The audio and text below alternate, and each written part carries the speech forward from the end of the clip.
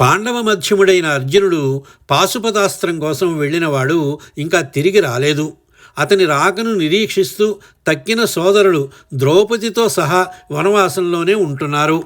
ఇలా ఉండగా యుధిష్ఠిరుడికి గల బ్రాహ్మణ భక్తిని గురించి విన్న జటాసురుడనే రాక్షసుడు ఒకనాడు బ్రాహ్మణ వేషంతో ధర్మరాజు వద్దకు వచ్చి, నేను సకల విద్యా సంపన్నుణ్ణి, కొత్త అస్త్రశస్త్రాలన్నీ నాకు తెలుసు, వాటిని మీకు నేర్పదలిచి వచ్చాను అంటూ పాండవులను నమ్మించాడు.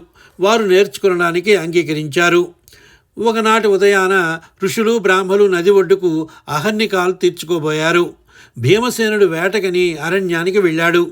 ఇదే సమయమని కపట బ్రాహ్మణుడైన జటాసురుడు ముందుగా పాండవుల ఆయుధాలను దాచివేశాడు.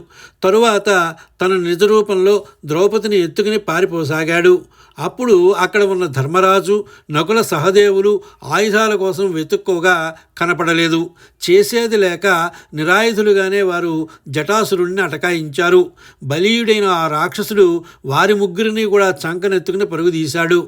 అయితే యుక్తిపరుడైన సహదేవుడు చంక నుండి చల్లగా క్రిందికి జారుకొని పోయి ఈ విషయం భీముడికి అందించాడు. ఈ లోపల ధర్మరాజు జటాసురుడితో ధర్మవాదనకు దిగి వాడి వేగం తగ్గించాడు. అంతలోనే గదాయుధుడైన భీమసేనుడు గర్జిస్తూ వచ్చాడు. అది చూచి జటాసురుడు ధర్మరాజుని నకులుణ్ణి జారవిడిచి ద్రౌపదిని మట్టుకు ఎత్తుకుని ఆకాశానికి లంఘించాడు.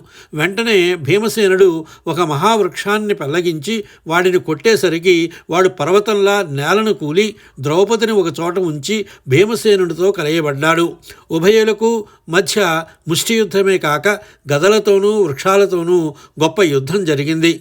చివరకు జటాసురుణ్ణి భీమసేనుడు గగన మార్గానికి ఎగిరవేయగా వాడు క్రిందపడి ముఖం పగిలి చచ్చాడు. ఈ విధంగా పాండవులు ధైర్యంతో కష్టాలను ఎదుర్కొంటూ పోయారు.